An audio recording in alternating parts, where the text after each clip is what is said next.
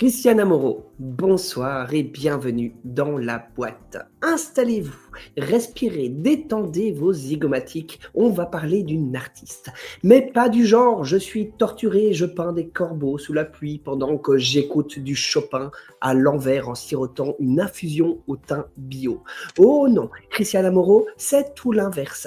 C'est l'antithèse du cliché, c'est l'anti-cliché de l'anti-cliché.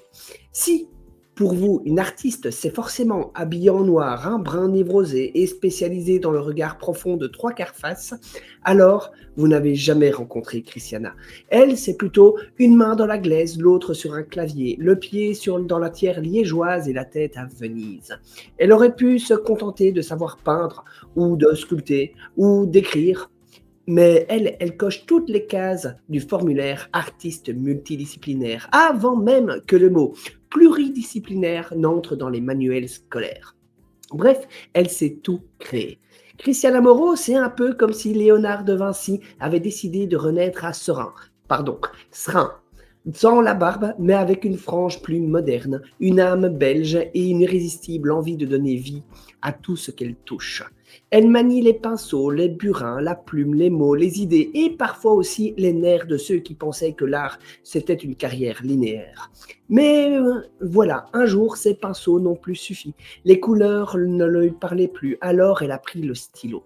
Et plutôt que de gribouiller une liste de courses, elle écrit des romans où Seraing rencontre Venise, deux villes qui sur le papier ont autant de points communs que Stromae et Vivaldi.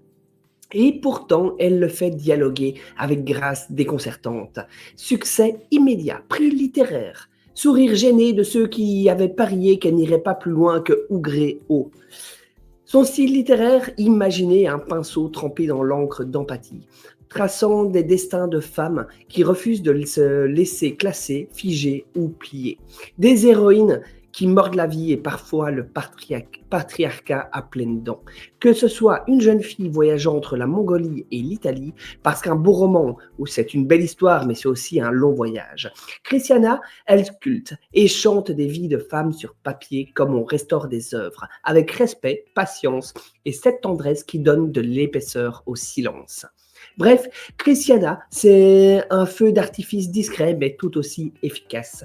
Une artiste complète, complexe et pourtant d'une clarté folle.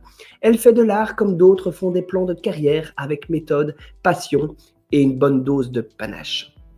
Christiana Moreau, ce soir, la parole t'est donnée. Voilà une autrice que je connais depuis ses débuts. Et quelle fierté ce soir de faire sa plus belle rencontre.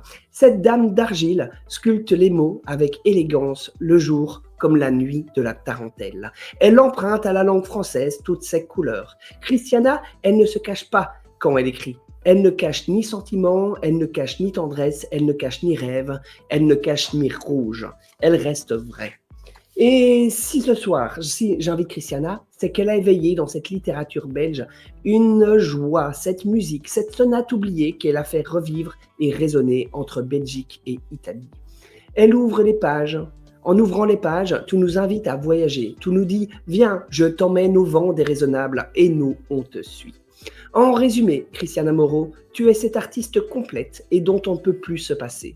Peintre, sculptrice, autrice, tu transformes tout ce que tu touches en poésie incarnée et en émotion tangible. De Seraing à Venise, de la terre cuite aux pages imprimées, tu crées des ponts entre les arts, les époques et les femmes oubliées.